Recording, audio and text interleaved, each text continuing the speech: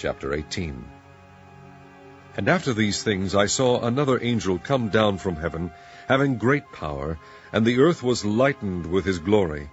And he cried mightily with a strong voice, saying, Babylon the great is fallen, and is become the habitation of devils, and the hold of every foul spirit, and the cage of every unclean and hateful bird.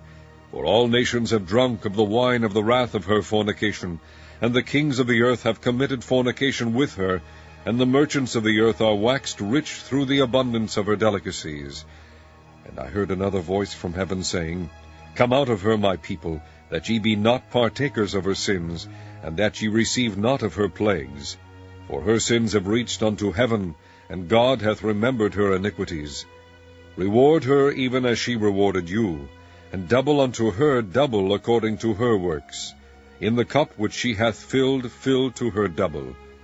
How much she hath glorified herself, and lived deliciously, so much torment and sorrow give her. For she saith in her heart, I sit a queen, and am no widow, and shall see no sorrow. Therefore shall her plagues come in one day, death, and mourning, and famine, and she shall be utterly burned with fire, for strong is the Lord God who judgeth her.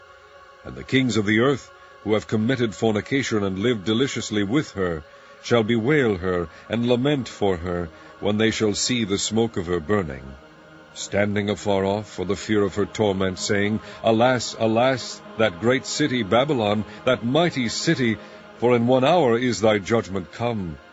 And the merchants of the earth shall weep and mourn over her, for no man buyeth their merchandise any more, the merchandise of gold and silver and precious stones and of pearls, and fine linen and purple and silk and scarlet and all Thyan wood, and all manner vessels of ivory, and all manner vessels of most precious wood, and of brass and iron and marble, and cinnamon, and odors, and ointments, and frankincense, and wine, and oil, and fine flour, and wheat, and beasts, and sheep, and horses, and chariots, and slaves, and souls of men. And the fruits that thy soul lusted after are departed from thee, and all things which were dainty and goodly are departed from thee, and thou shalt find them no more at all. The merchants of these things which were made rich by her shall stand afar off for the fear of her torment, weeping and wailing, and saying, Alas, alas, that great city that was clothed in fine linen, and purple, and scarlet, and decked with gold, and precious stones, and pearls! For in 1 hour so great riches is come to naught.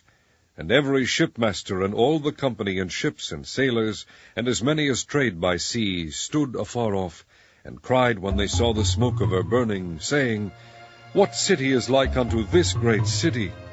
And they cast dust on their heads, and cried, weeping and wailing, saying, Alas, alas, that great city, wherein were made rich all that had ships in the sea, by reason of her costliness. For in 1 hour is she made desolate.